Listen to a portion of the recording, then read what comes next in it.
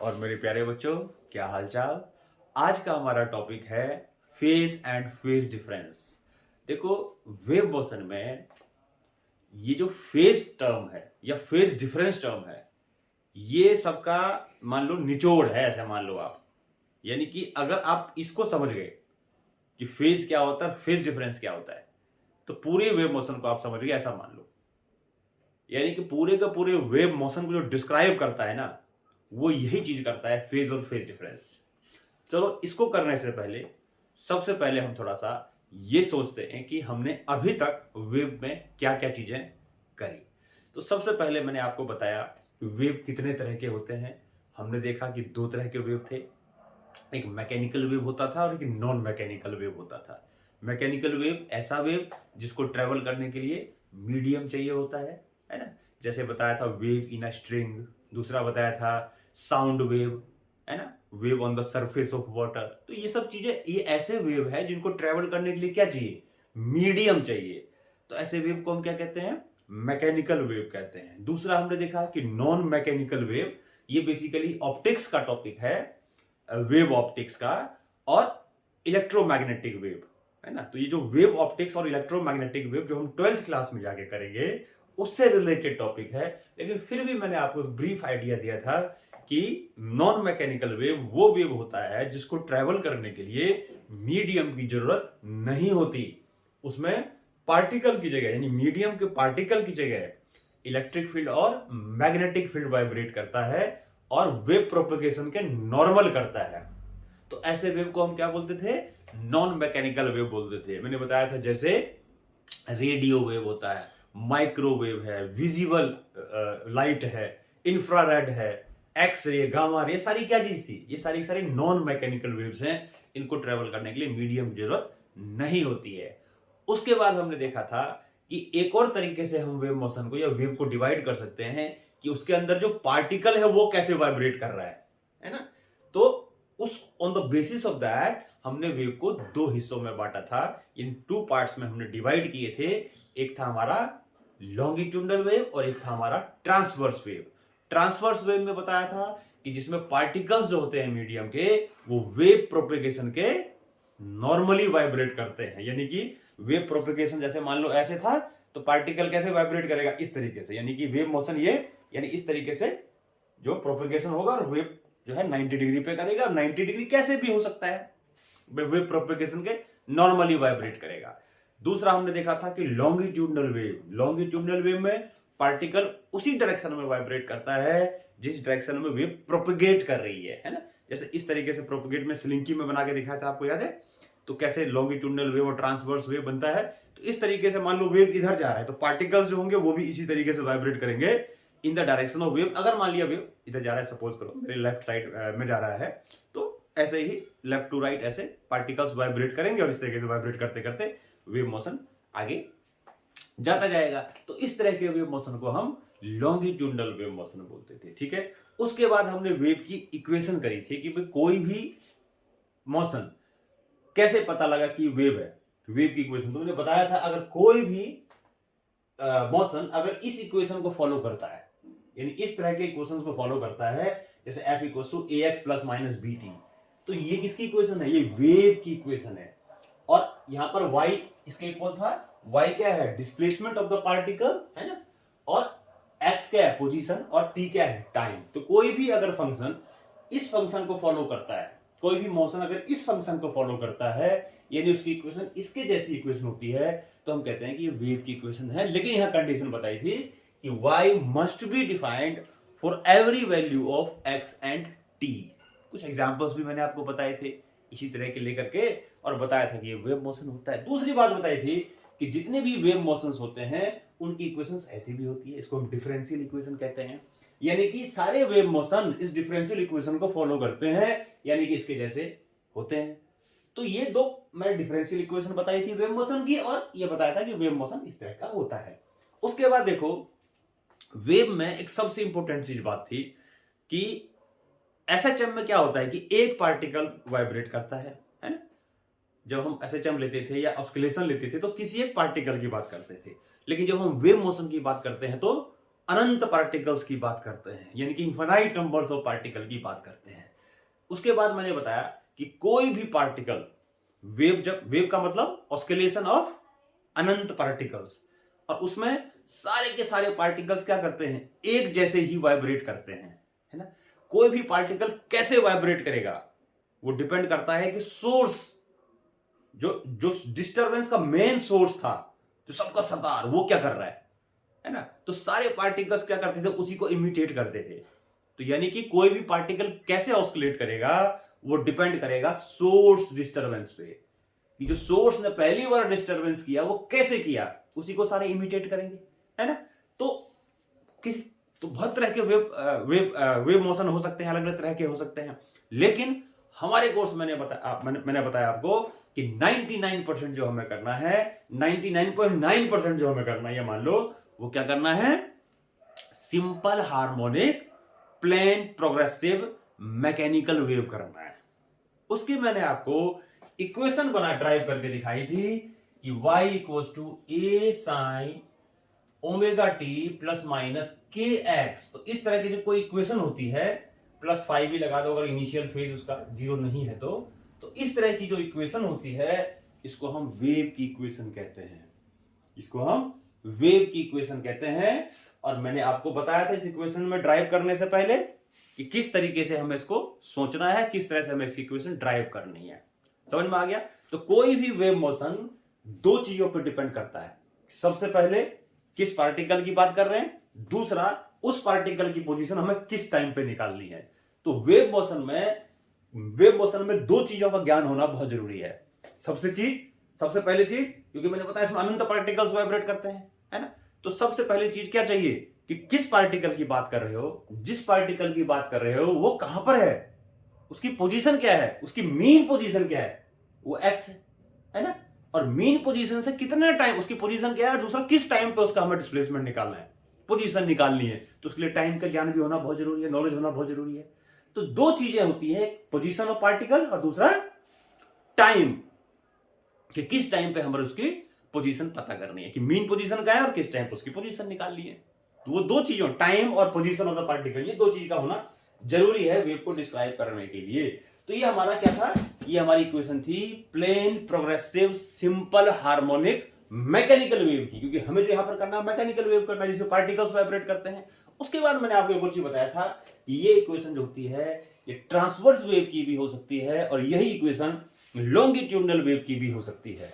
Longitudinal wave में तीन चीजें होती हैं, डिस्प्लेसमेंट होता है, प्रेशर वेरिएशन होता है और डेंसिटी वेरिएशन होता है।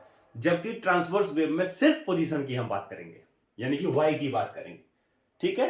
तो दोनों की इक्वेशन एक जैसी ही होती है, बस दोनों में डिफरेंस क्या है, दोनों में डिफरेंस है mode of the vibration of the particle, की पार्टिकल किस डायरेक्शन में वाइब्रेट कर रहा है, बाकी है दोनों एक ही चीज। अब एक चीज देखो, यानी कि ये चीज हमारी इक्वेशन थी किसकी, plane progressive simple harmonic wave की। ये इक्वेशन क्या बताता है कि किस टाइम पे और किसी पार्टिकल की पोजीशन क्या है ना, एट एनी पोजीशन। कोई भी पार्टिकल की बात करेंगे जिसकी हमें एक्स की वैल्यू पता हो, और उसका टी टाइम पे पोजीशन क्या है, वो चीज यहां पर वाई है। ए क्या था, एम्पलीट्यूड ऑफ वाइब्रेशन था। अब इसमें यहां पर एक चीज देखो कि बेसिकली जो वेव मोशन होगा, तो वेव मोशन में हमें क्या क्या चाहिए, क्या क्या चीजें हम निकालने को बोलेगा। तो सबसे पहले चीजें बोलेगा भाई पार्टिकल कहां है, डिस्प्लेसमेंट क्या है पार्टिकल की, दूसरी चीज कि उसकी वेलोसिटी क्या है at any instant of time, या जो भी है ना। और तीसरी चीज पूछेगा कि एक्सेलरेशन क्या है। यानी इसमें और इसमें भी दो केसेस बनेंगे। देखो क्या बताया कि कोई भी वेव मोशन में क्या चीज पूछी जाएंगी, क्या चीज अक्सर हमें पूछी जाती है, क्या चीज को नॉलेज होना चाहिए। सबसे पहले डिस्प्लेसमेंट क्या है, दूसरी चीज वेलोसिटी क्या है, तीसरी चीज एक्सेलरेशन क्या है। ये तीन चीजें पता गई, बाकी सब चीजें ऐसे निकल जाती है। तो ये तीन चीजें हमें जो जानना बहुत जरूरी है, पोजीशन, वेलोसिटी और एक्सेलरेशन। उसके साथ पोजीशन को जब हम पोजीशन की बात करेंगे तो हम डायरेक्शन की बात करेंगे, डिस्प्लेसमेंट का मतलब डायरेक्शन भी होना चाहिए ना। जब हम वेलोसिटी की बात करेंगे तो वेलोसिटी का मैग्नीट्यूड भी पता हो, डायरेक्शन भी पता हो। ऐसे में एक्सेलरेशन की बात करेंगे तो मैग्नीट्यूड भी पता हो, डायरेक्शन भी पता हो। तो कंप्लीटली किसी भी मोशन को कंप्लीटली डिस्क्राइब करने का मतलब है कि हमें उसका मैग्नीट्यूड भी पता हो, हमें उसका डायरेक्शन भी पता हो। तो किसी भी वेव मोशन का, यानी वेव का मैग्नीट्यूड, डायरेक्शन और मैग्नीट्यूड और स्पीड और एक्सेलरेशन और उसका डायरेक्शन, डिस्प्लेसमेंट, स्पीड, स्पीड मतलब वेलोसिटी और एक्सेलरेशन, ये सब चीजें ज्ञान करने के लिए, पता होने के लिए हमें क्या चाहिए, इस चीज का नॉलेज होना बहुत जरूरी है। ये चीज, ये जो अंदर लिखा है ना omega t plus minus k x और प्लस 5, इस चीज का ज्ञान होना बहुत जरूरी है।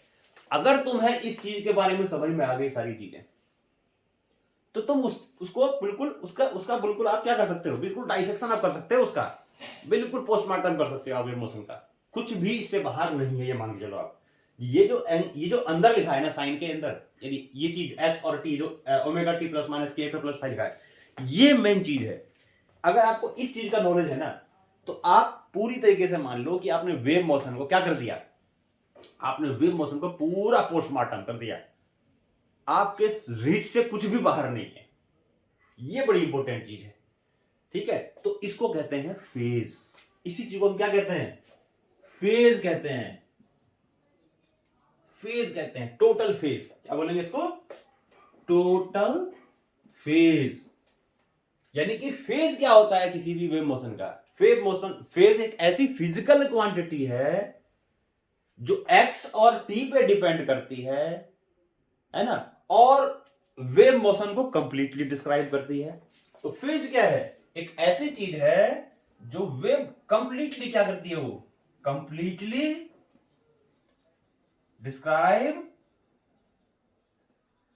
वेव मोशन, जो कंप्लीट इंफॉर्मेशन देता है वेव मोशन के बारे में। और कंप्लीट का मतलब पोजीशन, वेलोसिटी और एक्सेलरेशन, ये तीन चीजें मैं तो कंप्लीटली डिस्क्राइब करती है वेव मोशन को।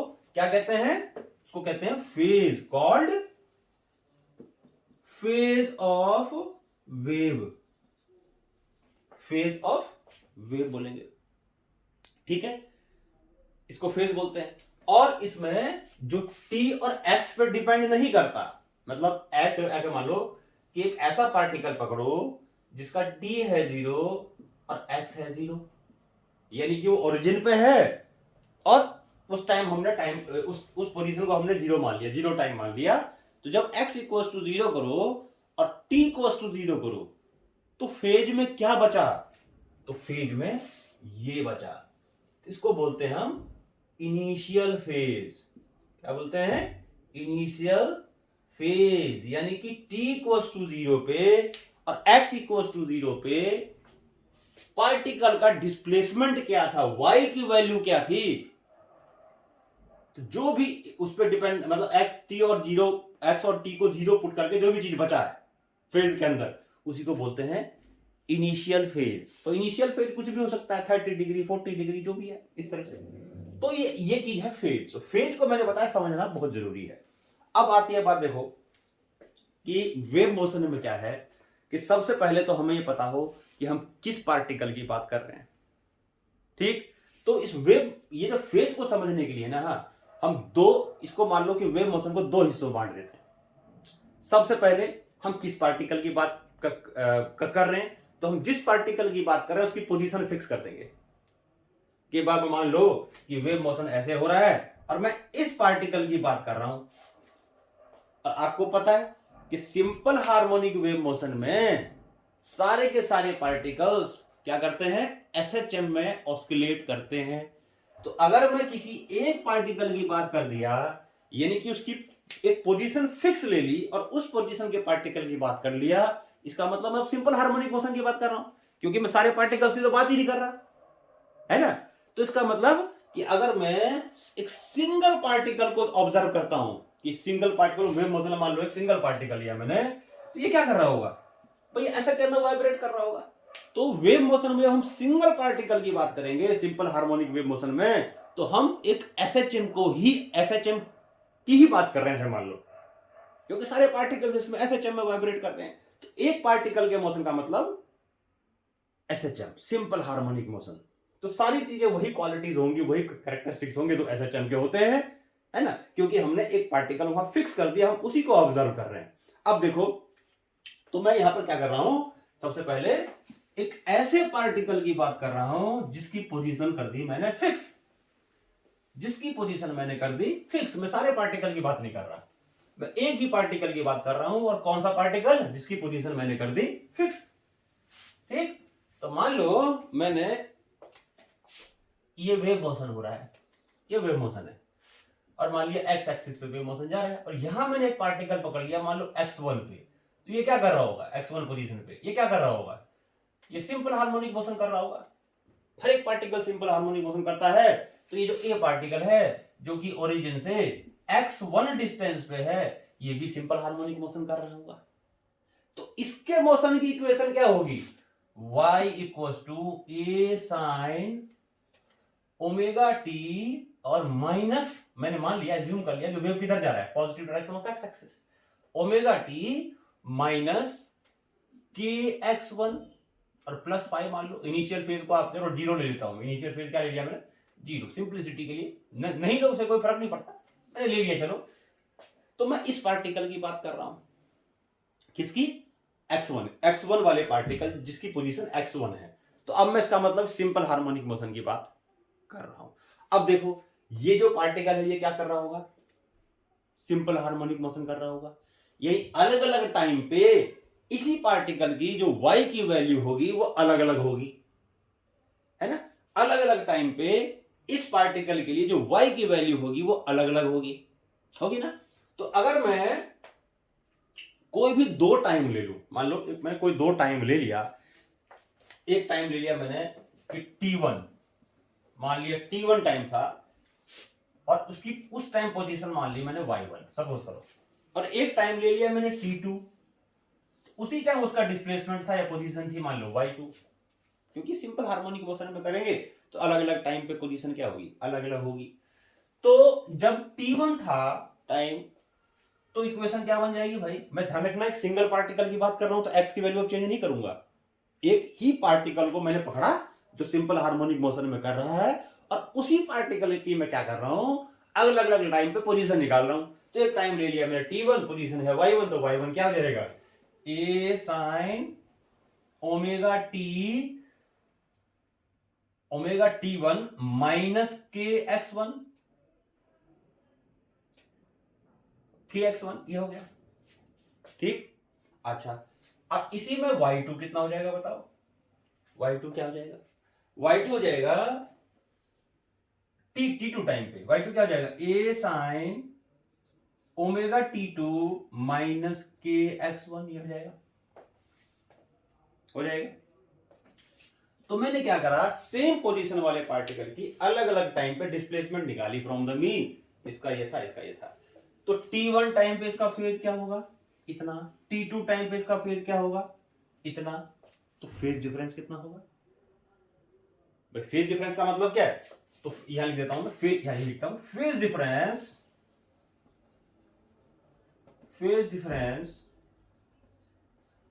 Between the phase difference between the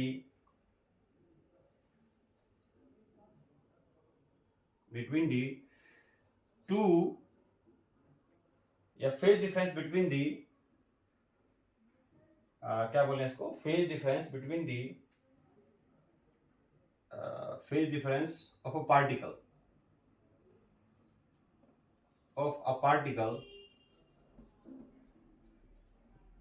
at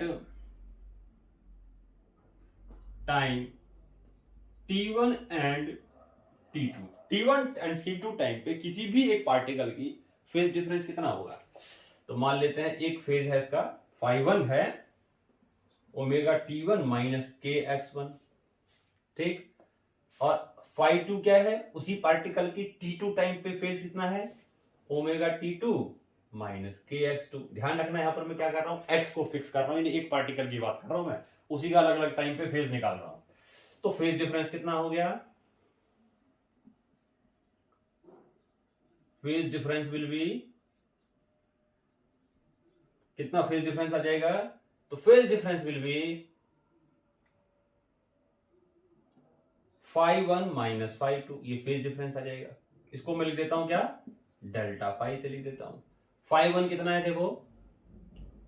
omega t1 minus के x1, और phi2 कितना है? ओमेगा t2 माइनस के x2, ये हो जाएगा। अब इसको अगर हम देखें तो ये इससे कैंसिल हो गया, तो क्या बच गया, और बाकी ओमेगा कॉमन आ गया, T1 माइनस T2 लिख दिया। तो ये टाइम, वो दो टाइम इंटरवल के बीच, दो टाइम के बीच का मतलब टाइम इंटरवल आ गया, ऐसे बोल सकते हो, बिटवीन एनी टू टाइम्स। तो डी फाई जो आ गया, इसको मैं कहा करूं, तो ये लिख देता हूं नीचे, इसको आप पॉज करके नोट कर लो, उसको सारी चीजों को यहां लिख देता हूं। तो ये आ जाएगा d phi equals to omega और डेल्टा टी कर दिया मैंने, मान लो उसको डेल्टा टी ऐसे लिखता हूं, कैपिटल टी या स्मॉल टी लिख देते हैं, delta T, difference in the time, क्यों, कौन से दो टाइम पे हम उसकी पोजीशन में, फेज में डिफरेंस निकालना है। तो delta phi equals to omega, और ओमेगा क्या होता है, ओमेगा होता है 2 पाई बाई टी, ओमेगा क्या होता है 2 पाई बाई टी।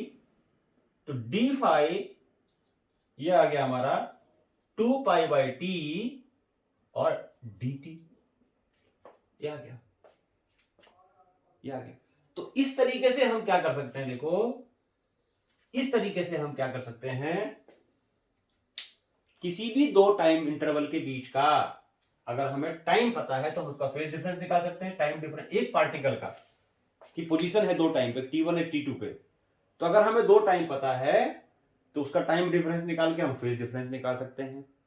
जैसे मान लो कोई भी एग्जांपल ले लिया, मान लो किसी वेव का, ये पॉज करके नोट कर लो सारा। तो ये रिलेशन बेसिकली किसमें है, फेज डिफरेंस में और टाइम डिफरेंस में। ये क्या है, फेज डिफरेंस,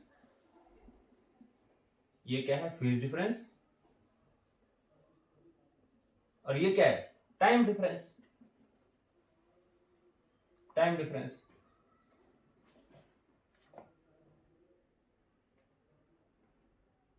फेज डिफरेंस और टाइम डिफरेंस, तो ये दोनों में आ गया, फेज डिफरेंस और टाइम डिफरेंस हो गया।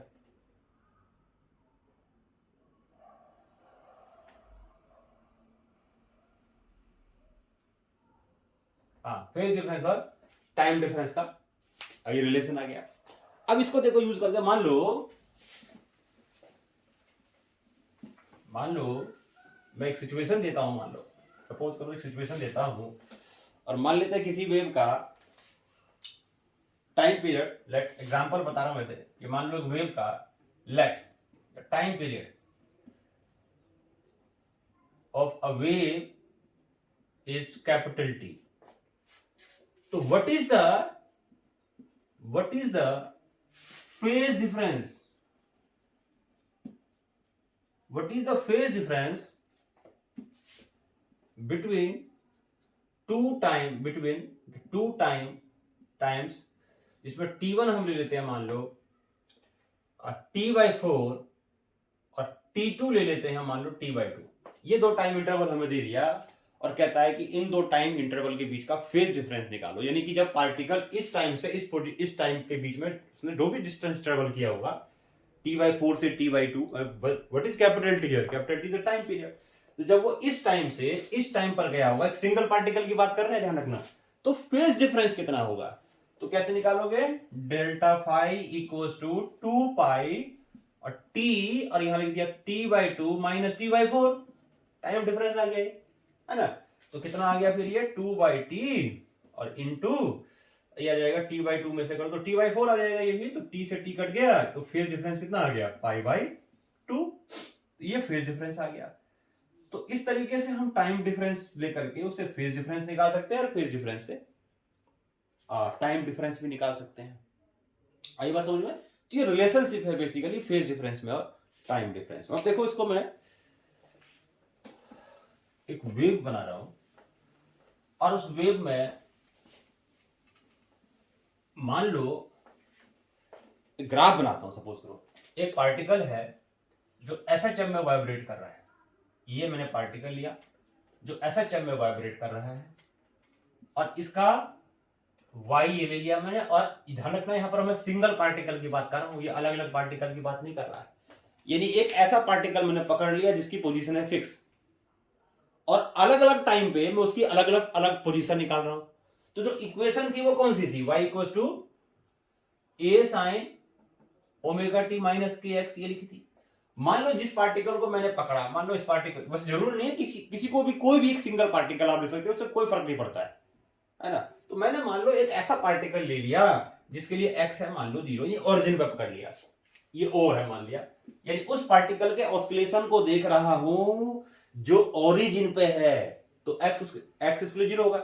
अब ऐसा कोई जरूरी नहीं है कि मैं एक्स जीरो ओरिजिन वाले को देखूं, कोई भी एक फिक्स कर दो सेम चीज आएगी, कोई अलग चीज नहीं आएगी। तो मैं सिंपलिसिटी के लिए क्या कर लेता हूं, समझाने के लिए एक ऐसा पार्टिकल मैंने पकड़ लिया जिसकी पोजीशन ओरिजिन पे है, यानी उसके लिए एक्स हो गया जीरो। तो एक्स अगर मैं जीरो कर दूं तो डिस्प्लेसमेंट इक्वेशन क्या आएगी, ए साइन ओमेगा टी, ये इसका डिस्प्लेसमेंट की इक्वेशन आएगी। और जब मैं इसका ग्राफ बनाऊंगा तो ग्राफ कैसा आएगा इसका, ये साइन का ग्राफ है, तो डिस्प्लेसमेंट, एक सिंगल पार्टिकल की बात कर रहे हैं, तो अगर हम सिंगल पार्टिकल की बात करेंगे और ये मैंने वेव इक्वेशन ली और उस वेव इक्वेशन में मैंने पार्टिकल को फिक्स कर दिया, और कौन से पार्टिकल को फिक्स कर दिया, किस पार्टिकल को मैंने लिया जो ओरिजिन पे है, और मैं उसी के ऑस्किलेशन को देख रहा हूं, ऑब्जर्व कर रहा हूं कि किस टाइम पे उस पार्टिकल की पोजीशन क्या है। तो क्योंकि ये साइन वाला ग्राफ है, कॉस का भी ले सकते हो, साइन का भी ले सकते हो, कोई फर्क नहीं पड़ता। जो वेव की इक्वेशन होती है साइन भी होती है कॉस भी होती है, कोई फर्क नहीं पड़ता, दोनों के दोनों ही साइनसोइडल है ना।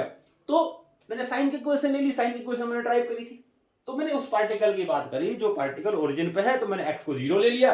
अब ऐसा कोई जरूरी नहीं, ये हार्ड एंड फास्ट कोई रूल नहीं है कि मैं ओरिजिन वाले को पकड़ूं। एक सिंपल तरीके से समझाने के लिए मैंने ऐसा किया है कि उस पार्टिकल को लिया जो ओरिजिन पे है, तो एक्स का वाला फैक्टर खत्म, और वैसे भी एक्स वाला फैक्टर खत्म है क्योंकि मैंने उसको कांस्टेंट ले लिया, कांस्टेंट यहां पर मैं जीरो मान लिया, मान लो।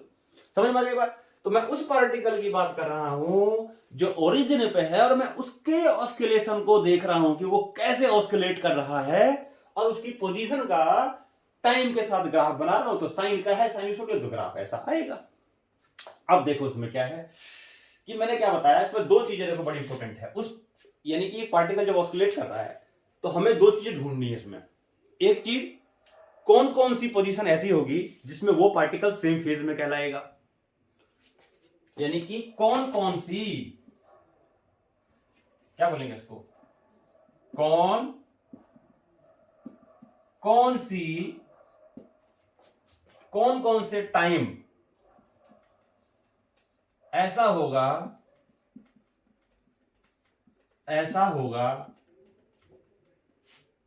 जिसमें नंबर एक, पार्टिकल सेम फेज में होगा, सेम फेज में होगा,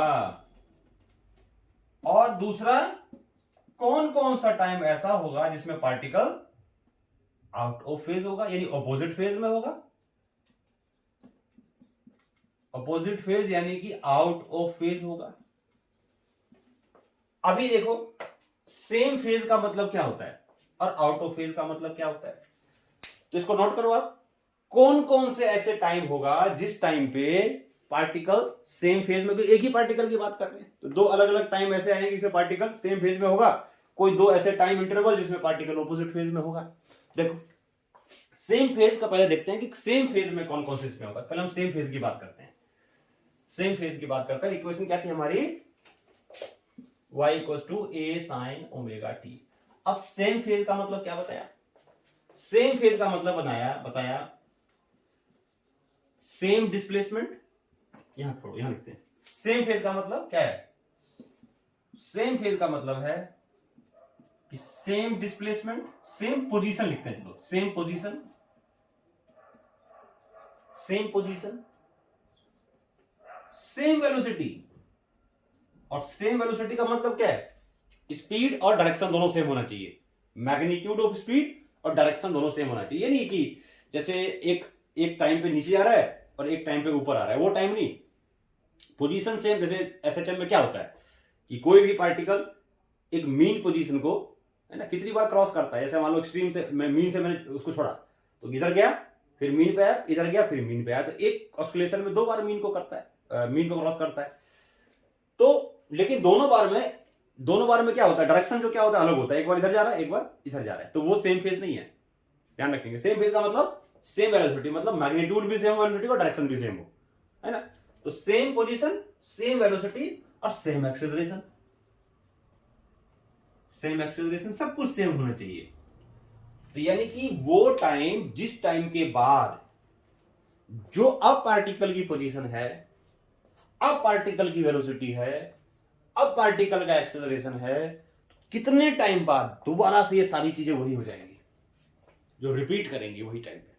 ठीक, तो सबसे पहले देखो हमने पोजीशन की, अच्छा इसी को हम करते हैं क्या, देखो कि अगर मैं ये हमारा पोजीशन का हो गया, अगर हम इसमें वेलोसिटी का निकालें तो क्या होगा, ए ओमेगा कॉस ओमेगा टी, सम हमने एसएचएम में किया हुआ है, क्योंकि एसएचएम की तो बात कर रहे हैं हम, है ना। और एक्सेलरेशन था हमारा माइनस ए ओमेगा स्क्वायर और cos sine omega T, acceleration का इक्वेशन था, है ना।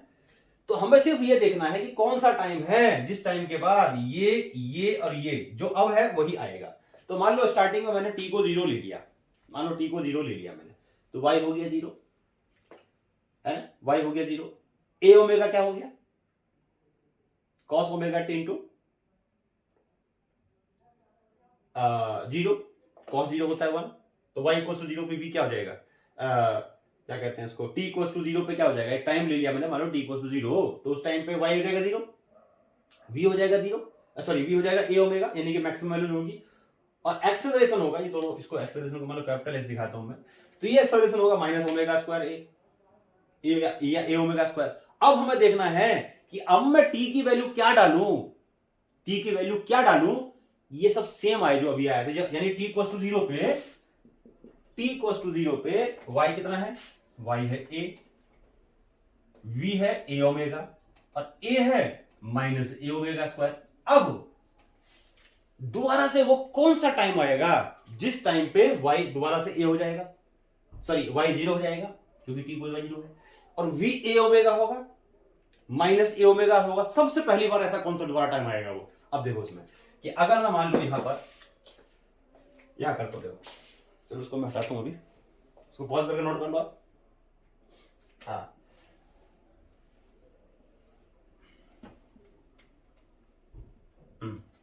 देखो अब मैं मान लो इसमें, मान लेते हैं इसका टाइम पीरियड टी है, सपोज करो टी ले लिया, इसका टाइम पीरियड वेव मोशन को टाइम पीरियड होगा टी मान लेते हैं, है ना। तो अगर मैं यहां पर स्मॉल टी की जगह कैपिटल टी डालता हूं, देखो क्या आता है, डाल के देखो y कितना हो जाएगा, a साइन ओमेगा होता है 2 pi by T into T से टी कैंसिल हो गया, कितना बच गया पाई, 2 पाई, और साइन 2 पाई क्या होता है 0, तो y 0,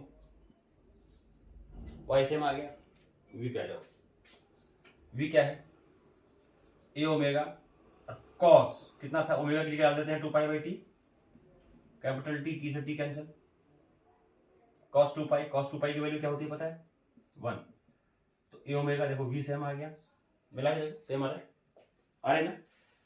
एक्सेलरेशन पे आ जाओ, तो ए क्या है माइनस ओमेगा स्क्वायर ए और साइन वही आ जाएगा 2 पाई, साइन 2 पाई की वैल्यू क्या होती है 0, तो ए भी क्या आ जाएगा 0, यानी कि जो उसकी पोजीशन, जो उसकी वेलोसिटी, जो उसका एक्सेलरेशन टी इक्वल्स टू 0 पे था, वही सब चीजें दोबारा से एक कंप्लीट टाइम पीरियड के बाद होगा, यानी कि उसके टाइम पीरियड के बाद होगा, यानी कि कहां, यानी कि यहां, यानी कि ओ और ए पार्टिकल सेम फेज में है। ऐसा नहीं है कि ओ और ए ही है, मैं एक आइडिया बता रहा हूं कि अगर हम एक ही पार्टिकल की ये दो पार्टिकल नहीं, सॉरी, ये एक ही पार्टिकल की दो पोजीशन लेता हूं, दो टाइम लेता हूं, एक बार टाइम ले लिया मैंने टी 0 और एक बार टाइम ले लिया मैंने कैपिटल टी जो उसका टाइम पीरियड। तो मैंने देखा कि जब मैंने 0 पुट किया और जब मैंने टी पुट किया तो इसका मतलब वो सेम फेज में आया, तो वो टाइम इंटरवल क्या हो गया, वो टाइम इंटरवल हो गया कितना, कैपिटल टी, यानी कि एक टाइम इंटरवल कैपिटल टी के बाद टाइम पीरियड क्या होता है, कैपिटल टी के बाद, सॉरी ये दोनों पोजीशन, एक ही पोजीशन में ये दो टाइम होते हैं कैपिटल टी, उस टाइम के बाद एक ही पार्टिकल सेम डिस्प्लेसमेंट होगा, उसका सेम पोजीशन, सेम वेलोसिटी होगी और सेम उसका क्या होगा, एक्सेलरेशन होगा, यानी कि कैपिटल टी टाइम के बाद यानी इंटरवल कैपिटल टी हो गया, कैपिटल टी टाइम के बाद एक ही पार्टिकल की पोजीशन भी वही हो जाएगी, वेलोसिटी भी सेम हो जाएगी और एक्सेलरेशन भी उसका सेम हो जाएगा। तो टी टाइम के बाद उसने अपने आप को रिपीट कर दिया, यानी टाइम पीरियड, एक कंप्लीट टाइम पीरियड के बाद रिपीट कर दिया। अब इसी में अगर तुम 2t डालो तो भी वही आएगा, देखो डाल के देखो 2t कहां गया, इसमें 2t डालो, ओमेगा हो गया 2 पाई बाई टी, 2t डालोगे टी से टी कैंसिल, 4 पाई आ जाएगा, साइन 4 पाई 0, यह आ जाएगा cos 4 pi, cos 4 pi is again 1, वही आ जाएगा v equal to a omega, इसमें भी डालोगे तो 0 हो जाएगा। यानी कि ये पार्टिकल अपने आप को रिपीट कब कर रहा है, कब रिपीट कर रहा है देखो, यानी ये पार्टिकल अपनी पोजीशन को कब आइडेंटिकली रिपीट कर रहा है, रिपीट का आइडेंटिकल रिपीटेशन का मतलब सब चीज सेम हो, एक्सेलरेशन सेम हो, पोजीशन सेम हो, वेलोसिटी सेम हो। कौन कौन सा टाइप बात कर रहा है, यानी कि आइडेंटिकल बोलेंगे, आइडेंटिकल रिपीटिशन कब हो रहा है, आइडेंटिकल रिपीटिशन कब हो रहा है, कौन सा टाइम पे, 0 के बाद कैपिटल टी के बाद 2t, 2t सॉरी, फिर 3t, सो ऑन ऐसे, सो ऑन ऐसे ही। और इस ग्राफ पे अगर हम देखेंगे तो कौन कौन सा पॉइंट हो गया था, 0 से ये हो गया देखो कैपिटल टी, है ना, ये हो गया 2t, ऐसे सो ऑन आगे। यानी कि ये वो टाइम है, यानी कि जो टाइम इंटरवल है वो कितना है आइडेंटिकल रिपीटिशन का, time interval for identical repetition, identical repetition, identical repetition का मतलब सेम फेज, सेम फेज। वो टाइम इंटरवल कितना है डेल्टा टी, वो टाइम इंटरवल आपका कैपिटल टी है। कोई भी माइनस कर दो, इसमें से ये माइनस करो, इसमें से ये माइनस करो, इसके माइनस, यानी एक कंप्लीट टाइम पीरियड के बाद पार्टिकल की पोजीशन, पार्टिकल की वेलोसिटी और पार्टिकल एक्सेलरेशन बिल्कुल सेम हो जाएगा, है ना। अब इसमें भाई मैंने एक बार 0 लिया, एक बार मैंने कैपिटल लिया, अब मान लो मैं एक टाइम ले लेता हूं, ये मान लो मैंने ले लिया, यहां से यहां तक का पूरा टाइम कितना होता है टी, ये हो गया t/2, ये हो गया t/4, आज का भी आधा हो गया। अब इस t/4 के बाद यानी इसके करस्पॉन्डिंग दूसरा कौन सा टाइम होगा जिस टाइम पे सेम फेज में होगा पार्टिकल, मान लो अब इस t/4 पे उसकी फेज है, यहां पर t/4 अगर मैं डाल दूं तो कोई इसका फेज है, कोई v y, कोई v, कोई a की वैल्यू आएगी, कुछ ना कुछ आएगी, जो भी आएगी। अब इसका कितना टाइम बाद दोबारा से y, v और a सेम आएगा, क्या सेम आएगा, इसमें t ऐड कर दो, मैंने पता है टाइम डिफरेंस, यानी आइडेंटिकल रिपीटेशन टाइम डिफरेंस कितना होना चाहिए, t होना चाहिए। तो अभी का टाइम अगर मैं t/4 ले लूं तो कितने टाइम बाद दोबारा से वही पार्टिकल सेम फेज में आ जाएगा, तो t/4 में t ऐड करो कितना जाएगा, कितना जाएगा, ये ऐड करो t प्लस t/4, तो दैट विल बी 5t/4, यानी कि 5t/4 यहां आ गया, मान लो ये कैपिटल T हो गया, इसमें t/4 ऐड कर दो, t हो गया 5t/4, यानी ये वो टाइम आ गया 5t/4 जिस टाइम पे पार्टिकल क्या करेगा, दोबारा से अपने आप को रिपीट कर जाएगा, यानी कि जो उसकी पोजीशन, वेलोसिटी और एक्सेलरेशन t/4 टाइम पे था वही उसकी 5t/4 टाइम पे आएगा, है ना। और भी कोई ले सकते हो, मान लो जैसे मैंने t/2 ले लिया, ये t/2 ले लिया, ये t क्या लिख दिया, चलो उसको छोड़ो, ये t/2 हो गया, इसका कितना टाइम बाद कौन सा पार्टिकल ऐसा होगा जो फिर सेम फेज में आ जाएगा, तो t/2 में t ऐड कर दो, तो t/2 में t ऐड करोगे तो क्या आएगा, आपका आ जाएगा 3t/2, और 3t/2 होगा ये होगा 3t/2, है ना। तो ये कुछ मैंने बताया कि जैसे सेम फेज में कौन कौन से, देखो कौन कौन से टाइम पर सेम फेज में, तो बेसिकली देखो इतना समझना था कि कंप्लीट टाइम के बाद, टाइम पीरियड के बाद पार्टिकल दोबारा से सेम फेज में आ जाता है।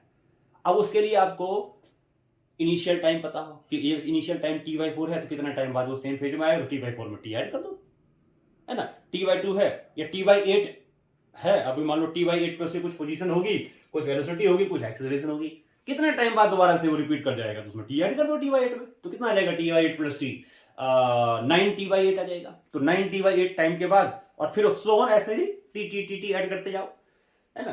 तो बेसिकली कहने का मतलब है कि ये वो टाइम है जिस टाइम के बाद आइडेंटिकल रिपीटिशन होगा, और टाइम इंटरवल जो होता है आइडेंटिकल रिपीटिशन को कैपिटल टी होता है। बात समझ में आ गई, मुझे इतना समझाना था, ठीक है। तो एक ही पार्टिकल कितने टाइम के बाद उसकी सेम वेलोसिटी, सेम एक्सेलरेशन और सेम पोजीशन हो जाएगी, वो है टाइम इंटरवल कैपिटल टी, ठीक। और टाइम इंटरवल अगर कैपिटल टी है, टाइम इंटरवल अगर कैपिटल टी है, तो फेज डिफरेंस कितना आएगा, ये तो टाइम डिफरेंस आ गया कि जिस टाइम के बाद सेम फेज में आ जाएगा। फेज डिफरेंस कितना होगा, वो फेज डिफरेंस कितना होगा, तो फेज डिफरेंस के लिए डेल्टा टी कैपिटल टी डाल दो तो 2 पाई आ गया, यानी कि 2 पाई फेज। इसी में अगर मैं ग्राफ बनाऊं, सपोज करो फेज डिफरेंस का बनाओ, इसी को ग्राफ में मैं टाइम के साथ ले लिया y का, अब मैं y का मान लो फेज डिफरेंस को, सेम पार्टिकल का मैं फेज डिफरेंस के साथ ले लेता हूं, यानी कि ये ग्राफ बना दिया फेज डिफरेंस के साथ, यानी फाई के साथ ले लिया, फाई फेज का मतलब ओमेगा टी के साथ, ऐसे मान लो, तो इस तरह से ग्राफ आएगा, ये साइन का आएगा, है ना। ये हो गया, टाइम के साथ मानिए पूरा पाई के साथ लिया। तो कौन कौन सा होगा, देखो ये पूरा होता है 2 पाई, ये होता है कितना पाई, ये हो जाएगा यहाँ से आता है कितना पाई बाई 2, ये कितना हो जाएगा पाई प्लस पाई बाई 2 कितना हो जाएगा, ये pi plus pi by 2 3 pi by 2 3 pi by 2 हो जाएगा। तो इस तरह से ये कितना आ जाएगा 2 पाई में, इसमें वो ऐड कर दो pi by 2 pi by 2 add करते जाओ, एक पाई बाई 2 पे 0 से पी पे चला जाएगा वो। तो पाई बाई 2 पाई बाई 2 और पाई बाई 2 कितना आ जाएगा pi by 2 pi plus 2 pi plus pi by 2 कितना हो जाएगा 4 पाई बाई 2 हो जाएगा पाई बाई 2। फिर इसमें पाई बाई 2 ऐड कर दो 6 पाई बाई 2 यानी 3 पाई आ जाएगा। ठीक है, तो कौन कौन से टाइम के बाद सेम फेज में आएगा पार्टिकल, देखो वो कौन कौन सा फेज है जिसमें आइडेंटिकल रिपीटेशन होगा, 0 पे, 2 पाई पे, 4 पाई पे, 6 पाई पे, सो ऑन, यानी कि ये और ये 0 और 2 पाई।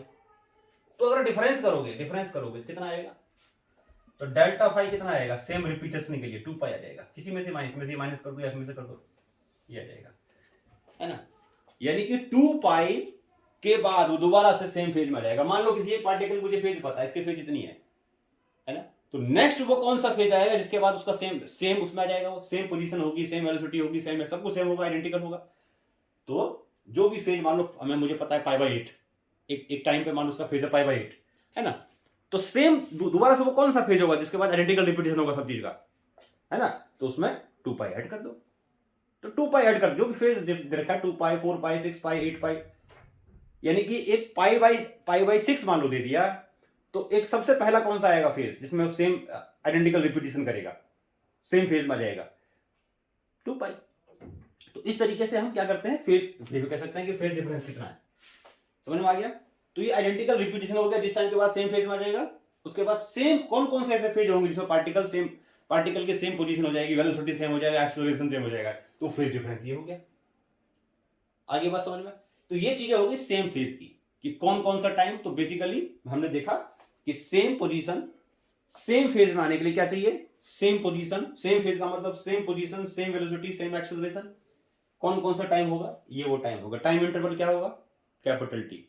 उसके बाद आइडेंटिकल रिपीटेशन, अगर आइडेंटिकल रिपीटेशन हो रहा है तो फेज डिफरेंस क्या होगा, उन दो पॉइंट्स के दो उसके बीच में आइडेंटिकल रिपीटेशन, एक टाइम दे दिया फेज, फिर दूसरे टाइम कुछ दे दिया फेज, तो फेज डिफरेंस कितना हो गया, तो वो 2 पाई हो जाएगा। तो 2 पाई ऐड करते जाओ तो आइडेंटिकल रिपीटेशन होता जाएगा उन फेज पर, यानी फेज डिफरेंस जो होगा वो 2 पाई हो गया। क्लियर हो गया कि सेम फेज कौन कौन से उसमें होंगे, कौन कौन से टाइम पे होंगे। ठीक है, फेज डिफरेंस से टाइम डिफरेंस कैसे निकालेंगे, टाइम डिफरेंस से फेज डिफरेंस कैसे निकालेंगे, वो चीजें बहुत आसान है, ये सिंपल सा फार्मूला है। तो यहां पर हमने एक पार्टिकल की बात करी और वहां पर हमने देखा कि कौन कौन से पोजीशंस ऐसे हैं जिसपे वो सेम फेज में आएंगे, कौन कौन से टाइम ऐसा है जिस पर वो सेम फेज में आ जाएगा। तो सेम फेज में आने का मतलब है पोजीशन सेम होना चाहिए, वेलोसिटी सेम होना चाहिए, एक्सेलरेशन सेम होना चाहिए। ठीक, अब आ जाओ नेक्स्ट सेक्शन पे, अब करते हैं आउट ऑफ फेज की बात। आउट ऑफ फेज की बात,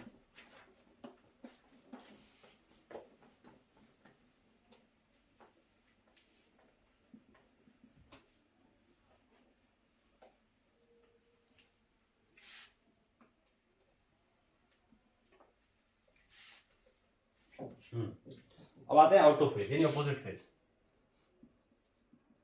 आउट ऑफ फेज या अपोजिट फेज,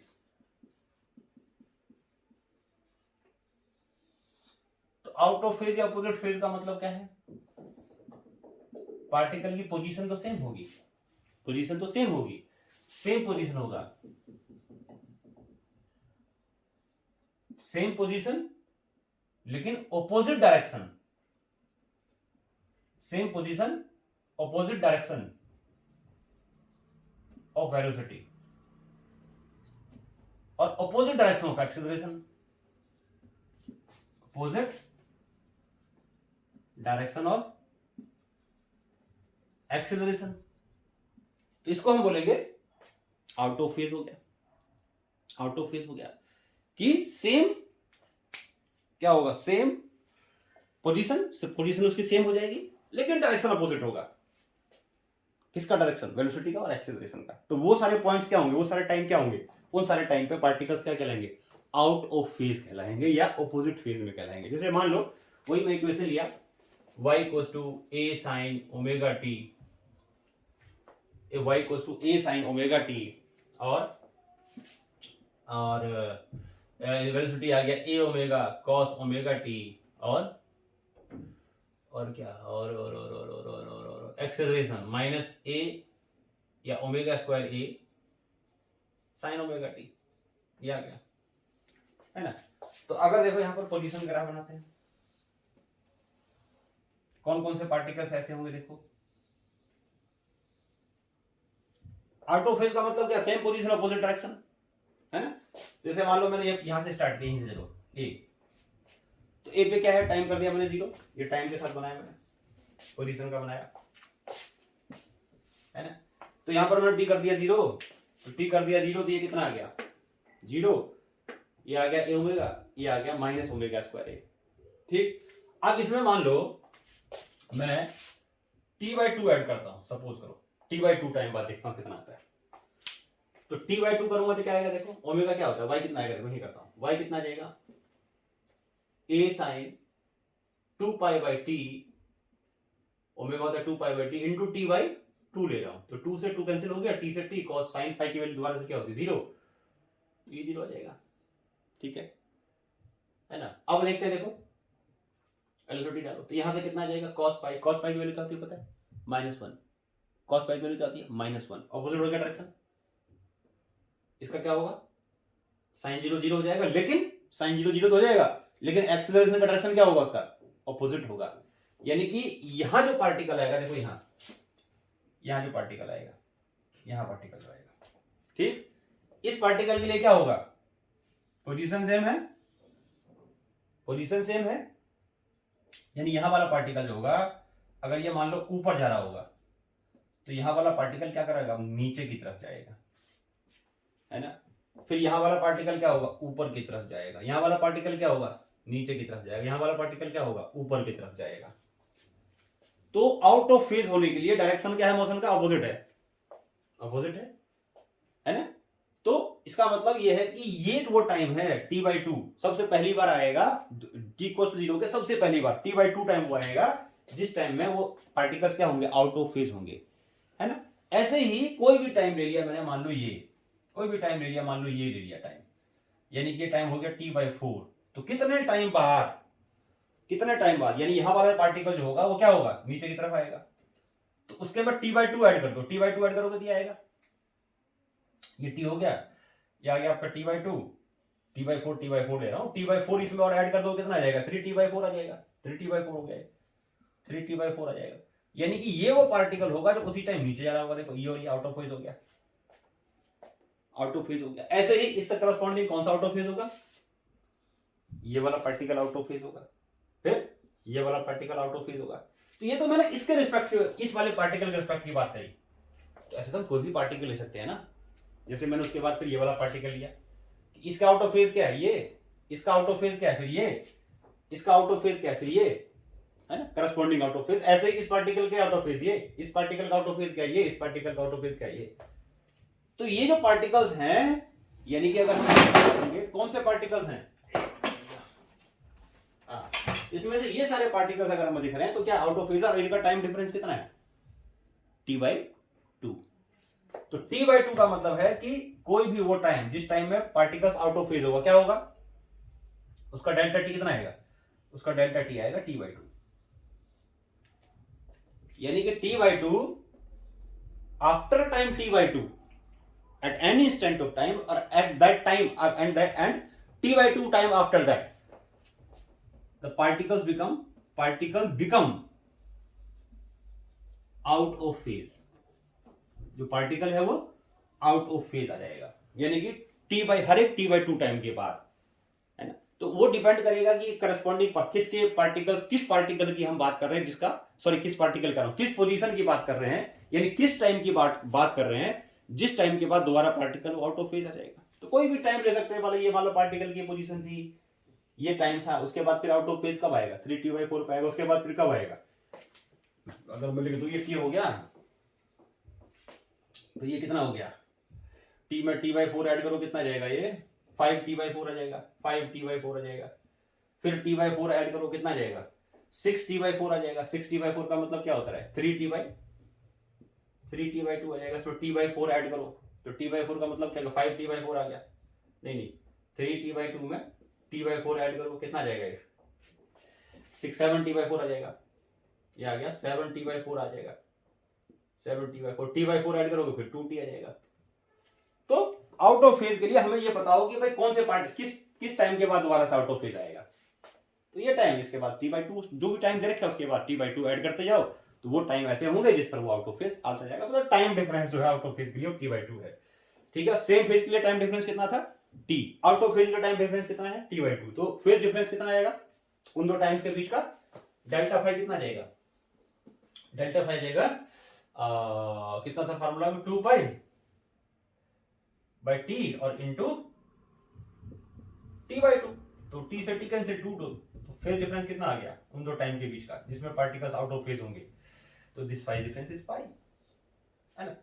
तो सेम फेज के लिए अब इसमें देखो समराइज कर देता हूं, एक पार्टिकल की बात कर रहे हैं, सेम फेज में आने के लिए टाइम डिफरेंस कितना होना चाहिए, capital T which is the time period.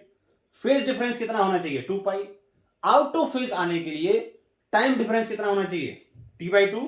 Phase difference कितना होना चाहिए, pi. Time difference this, phase difference this, out of phase के लिए ये भी है phase difference for out of phase. Out of phase के लिए फेज डिफरेंस इतना होना चाहिए। ठीक है, तो ये तो हमने सिंगल पार्टिकल की बात करी। अब हम आते हैं, देखो जब हम डिफरेंट पार्टिकल्स की बात करते हैं वही सब चीजें निकालेंगे दोबारा से। जब हम डिफरेंट पार्टिकल्स की बात करेंगे,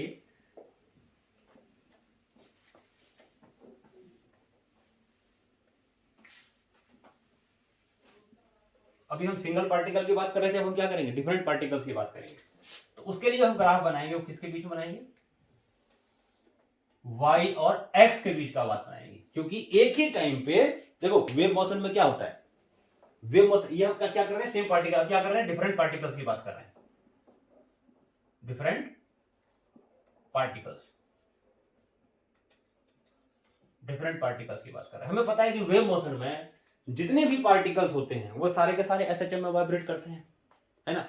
और अलग अलग एक पर्टिकुलर टाइम पे सबकी, क्योंकि डिस्टर्बेंस होता है उसमें सक्सेसिव होता है। मैंने आपको बताया था कि एक कुछ एक्स के बाद जो पार्टिकल आएगा, कुछ एक्स के बाद जो पार्टिकल आएगा उसकी पोजीशन और डिस्प्लेसमेंट सब कुछ उसका आइडेंटिकल, सब कुछ पोजीशन उसकी वही होगी जो कुछ टाइम पहले उसके पिछले पार्टिकल की रही होगी, जो सोर्स पार्टिकल होगा या उससे पहले वाला पार्टिकल होगा, है ना।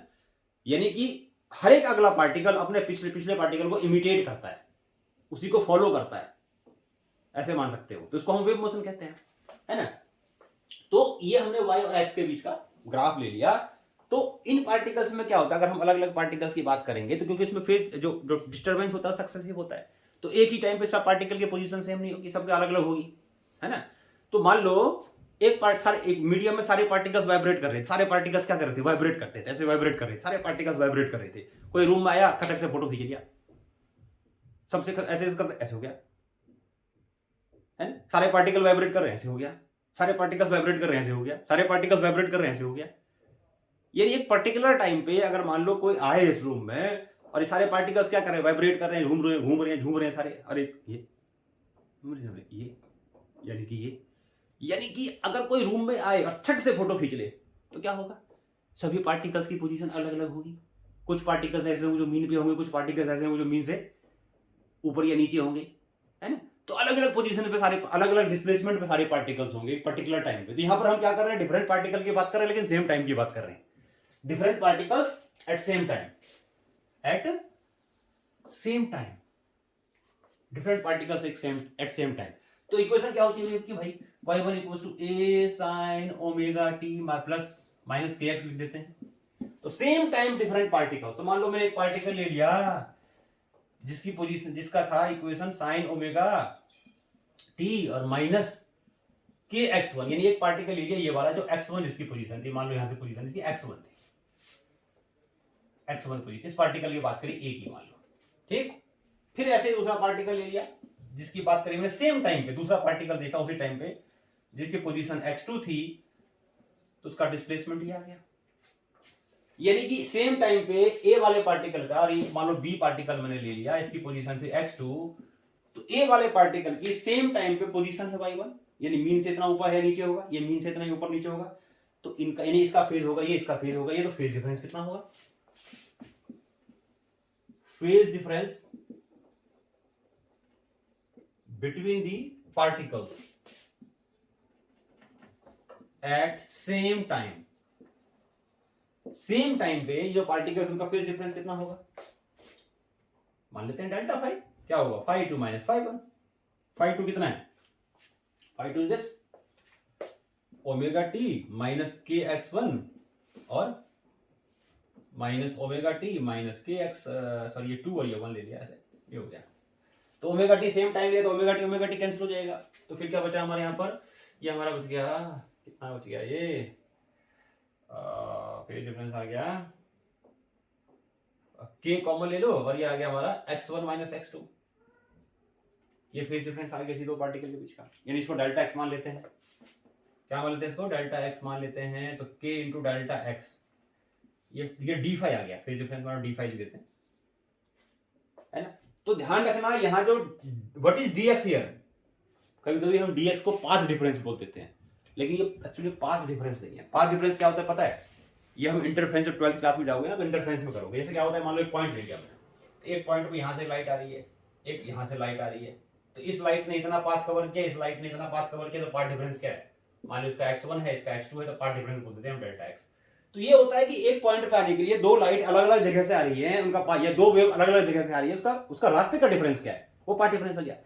ये delta x is not path difference, delta x क्या है, डेल्टा x उन दो पार्टिकल्स के मीन पोजीशन का डिस्टेंस है जिसके बीच का हम फेज डिफरेंस निकाल रहे हैं। तो मैं लिख देता हूं what is delta x here, इसको पॉज करके नोट कर लो, ठीक है। तो what is delta x here, delta x का मतलब क्या है, डेल्टा x का मतलब है कि डेल्टा x का मतलब है डेल्टा x का मतलब difference in the mean position of two particles, mean positions of two particles, delta x is delta क्या difference in the mean positions of the two particles having phase difference del phi, phase difference del phi। तो delta x क्या है, उन दो particles के mean position का difference है, क्योंकि मीन पोजीशन कहां कहां है, उन मीन पोजीशन का डिफरेंस है जिनका हम फेज डिफरेंस निकालना चाहते हैं, ये this is not a path difference. अच्छा इसको फर्दर आगे सॉल्व करेंगे, देखो क्या होगा, तो यहां देखो, तो ये हो गया हमारा डेल्टा फाइव इक्वल्स टू, चलो यहीं आगे कर देते हैं, डेल्टा फाइव हो गया हमारा कितना, क्या होता है 2 पाई बाय लैम्डा पता ही है, और इंटू डेल्टा एक्स। तो इस वाले फार्मूले से हम डिफरेंट पार्टिकल्स जो अलग अलग पोजीशन पे है, अगर हमें उनके मीन पोजीशन का डिफरेंस पता है तो हम फेज डिफरेंस निकाल सकते हैं, फेज डिफरेंस निकाल सकते हैं। तो यहां पर देखो कौन कौन से पार्टिकल सेम फेज में आएंगे, कौन कौन से पार्टिकल्स को मैं मिटा रहा हूं, तो ध्यान रखना कौन कौन से पार्टिकल सेम फेज में आएंगे, है ना। देखो तो सेम फेज का मतलब वही सेम फेज और आउट ऑफ फेज सब कुछ सेम, क्या बताया कि सेम मैग्नीट्यूड, सेम डिस्प्लेसमेंट, मतलब सेम पोजीशन, मतलब मीन मतलब सेम पोजीशन,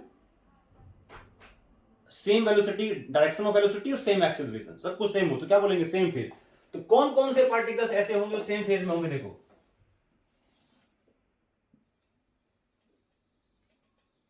कौन कौन से पार्टिकल्स होंगे जो सेम फेज में होंगे। मान लो मैंने x इक्वल टू 0 ले लिया, अब देखो ये 2 पाई वाला, ये मैं पाई ले रहा हूं, चलो पाई ले लो फिर लैम्डा ले लेते हैं। तो 2 पाई, 4 पाई और 6 पाई, ये वो पार्टिकल्स जो सेम फेज में है, जिनका फेज डिफरेंस कितना है, यानी कि यहां वाला पार्टिकल अगर मान लो ऊपर जा रहा है तो यहां वाला भी ऊपर जा रहा हो, यहां वाला भी ऊपर जा रहा हो, यहां वाला भी ऊपर जा रहा हो, है ना। तो सेम फेज के लिए फेज डिफरेंस कितना होना चाहिए,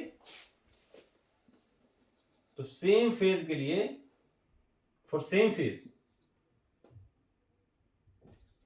particles having same phase,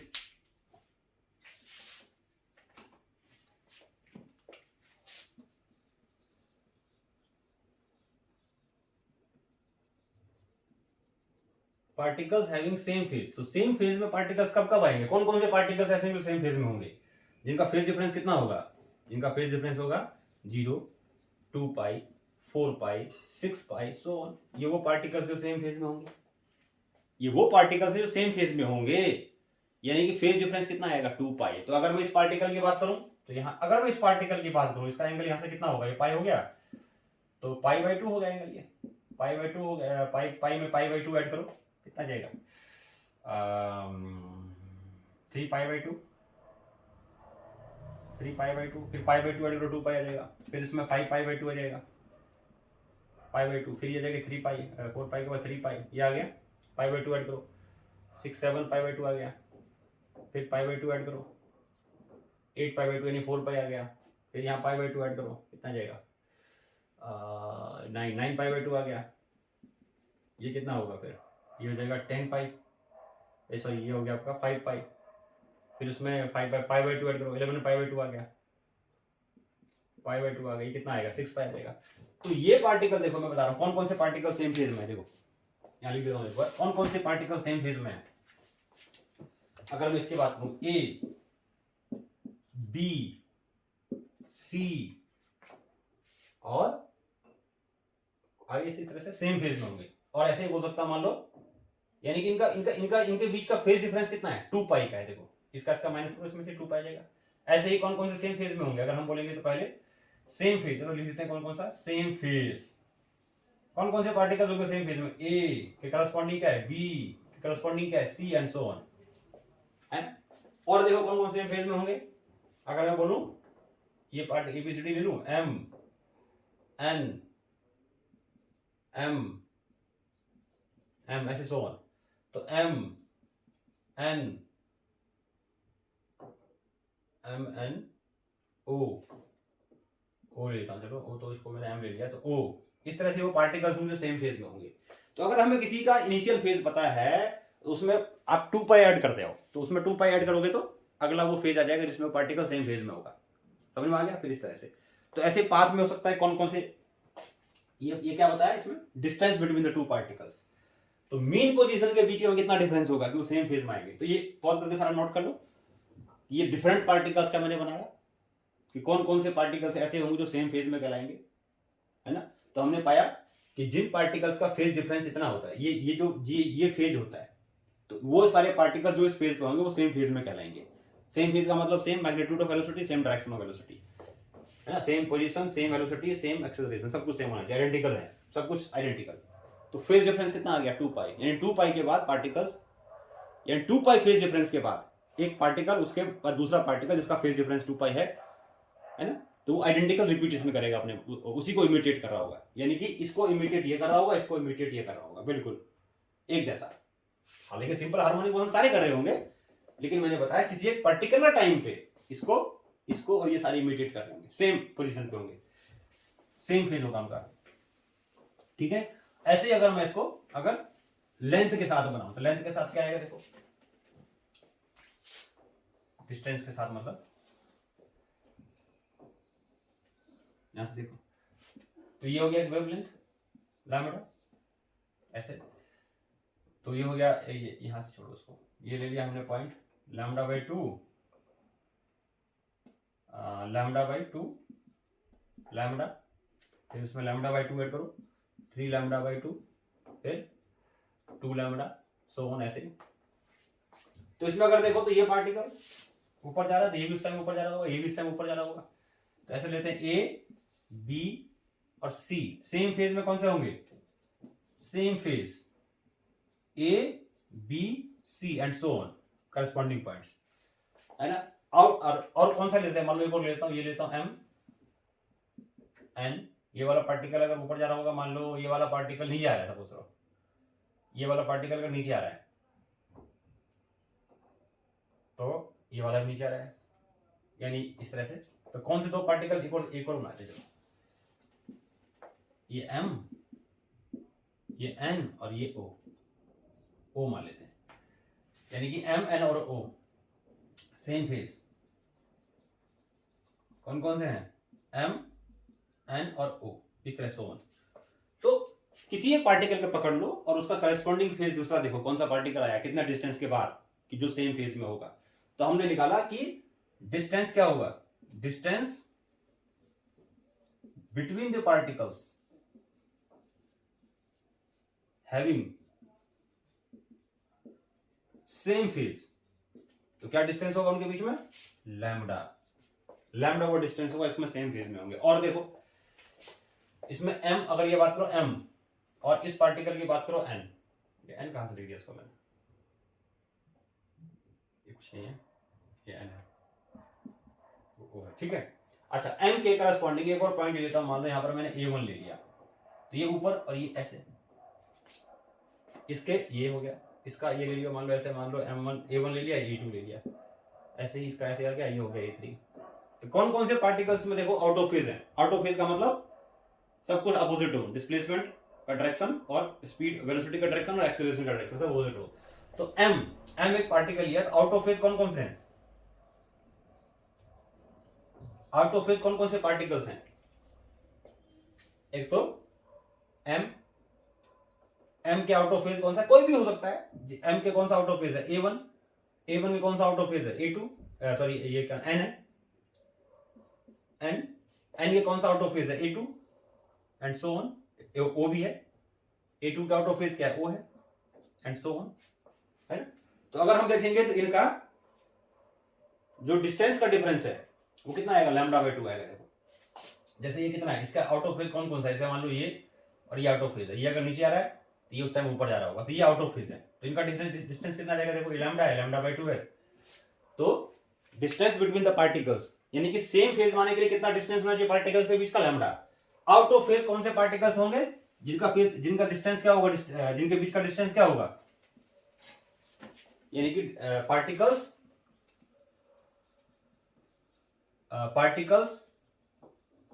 having particles, ऐसे लिखो, particles separated by distance of lambda by 2 are out of phase, यानी एक पार्टिकल और उसके बाद जो दूसरा पार्टिकल होगा लैम्डा बाय 2, ये ध्यान रखना है, एक पार्टिकल और उसके बाद जो दूसरा पार्टिकल होगा उससे कितना दूर होगा, लैम्डा बाय 2, वो पार्टिकल उसके आउट ऑफ फेज है, उसके फिर कितना आगे होगा, फिर लैम्डा बाय 2 ऐड कर दो, फिर लैम्डा बाय 2 ऐड कर दो। तो ये वो डिस्टेंसेस हैं जिस डिस्टेंसेस के बाद पार्टिकल्स आउट ऑफ फेज होंगे। समझ में आ गया। अगर मैं फेज की बात करूं तो ये है पाई 0, ये है पाई, तो इस तरह से हम फेज डिफरेंस भी निकाल सकते हैं, कौन कौन से फेज, कौन कौन से, अगर हम डेल्टा फाई निकालो तो क्या हो जाएगा, देखो 2 पाई लैम्डा अपॉन 2 पाई, और ये आ गया lambda by 2, 2 pi by lambda होता है, सॉरी 2 पाई बाय लैम्डा और into lambda upon lambda by 2, lambda lambda तो पाई। तो दो पार्टिकल्स के बीच का अगर ये फेज डिफरेंस है पाई, यानी कि देखो अब मैं लास्ट में इसको समराइज कर दूंगा कि दो पार्टिकल्स अगर उनके बीच का डिस्टेंस है, अगर मान लो लैम्डा बाय 2 है ना, और उनके फेज का डिफरेंस है pi by 2, sorry pi by 2 नहीं पाई, तो दो particles are out of phase. तो इसको मैं समराइज कर देता हूं एक बार, इसको आप नोट कर लो सर, कौन कौन से पार्टिकल्स आउट ऑफ फेज होंगे।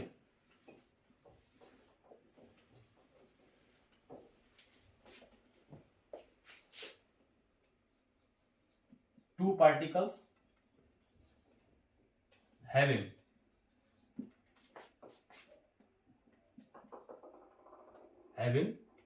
या पार्टिकल सेपरेटेड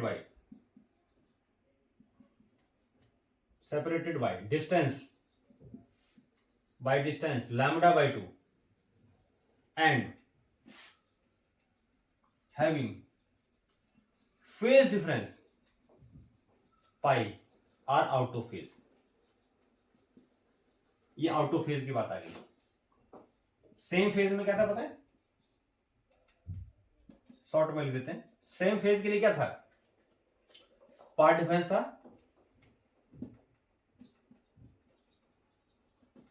पार्ट डिफरेंस, फिर वो पार्ट डिफरेंस नहीं, distance between the particles,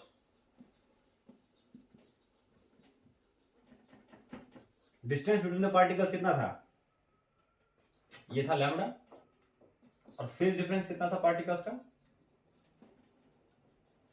phase difference था 2 पाई। तो वो सारे पार्टिकल्स जिनके बीच का डिस्टेंस लैम्डा है और फेज डिफरेंस है 2 pi, they are in same phase. और वो दो पार्टिकल्स जिसके बीच का डिस्टेंस है लैम्डा बाई 2 और फेज डिफरेंस है pi, they will be in out of phase. ऐसी चीजें मैंने आपको सेम पार्टिकल्स के लेके लिए भी बताया था। तो ये जो आज हमने टॉपिक किया, ये हमारा टॉपिक क्या था, फेज डिफरेंस। और हमने क्या निकाला, एक तो पहले रिलेशन निकाला फेज डिफरेंस में और डिस्टेंस बिटवीन द पार्टिकल्स के बीच का। फिर हमने ऐसे टाइम के साथ भी निकाला था कि एक ही पार्टिकल की बात करी थी तो अलग अलग टाइम पे फेज डिफरेंस कितना आएगा वो निकाला। फिर हमने देखा कि अगर एक ही पार्टिकल की बात करें तो कौन कौन से ऐसे टाइम्स होंगे जिसमें पार्टिकल सेम फेज में आ जाएंगे और कौन कौन से ऐसे टाइम होंगे जिसमें पार्टिकल आउट ऑफ फेज हो जाएंगे। फिर हमने उनका फेज डिफरेंस भी निकाला कि सेम फेज हमें आने के लिए कि दोबारा से क्या फेज होगा कि पार्टिकल सेम फेज में आ जाएगा और उन दो पॉइंट्स के बीच का फेज डिफरेंस कितना होगा। ऐसे ही हमने डिफरेंट पार्टिकल्स की बात करेंगे क्योंकि वेव मोशन में क्या होता है, अलग अलग पार्टिकल्स अलग अलग फेज में वाइब्रेट करते हैं, है ना। तो उसके लिए हमने निकाला कि भाई कौन से दो पार्टिकल्स होंगे उनके बीच का जिनमें सेम फेज में आएगा और कौन से ऐसे पार्टिकल्स होंगे जो आउट ऑफ फेज होंगे। तो वो हम सारी कंडीशंस में हमने ड्राइव करके दिखाई। तो ये आज का लेक्चर हो गया हमारा। और इस लेक्चर में हमने सबसे इंपॉर्टेंट चीज देखी और वो इंपॉर्टेंट चीज क्या थी, वेव, यानी कि सॉरी वो इंपॉर्टेंट चीज क्या थी, फेज। यानी फेज ही एक ऐसी चीज है जो हमें एसएचएम के बारे में या वेव मोशन के बारे में कंप्लीट इंफॉर्मेशन देता है। समझ में आ गया। तो आज का टॉपिक हम इतना ही रखते हैं। आपको क्या करना है, ये जो आज कराया लेक्चर उसको दोबारा से एक बार देखना है, दो बार देखना है और समझना है कि सेम फेज का मतलब क्या होता है, आउट ऑफ फेज का मतलब क्या होता है। सेम फेज में आने के लिए और आउट ऑफ फेज में होने के लिए कितना पार्ट डिफरेंस होना चाहिए, कितना टाइम डिफरेंस होना चाहिए। और दो आपको फार्मूले बताए, रिलेशन बताया फेज डिफरेंस में और टाइम डिफरेंस में, और फेज डिफरेंस और पार्टिकल्स के बीच के डिस्टेंस के बीच में। तो ये रिलेशन मैंने ड्राइव करा है। इस रिलेशन को यूज करके कई सारे न्यूमेरिकल्स आते हैं। तो आज के लिए हम इतना ही रखते हैं और आपको मीनवाइल सारा दोबारा से पढ़ना है। ठीक है, तब तक के लिए टाटा बाय, नेक्स्ट लेक्चर के लिए।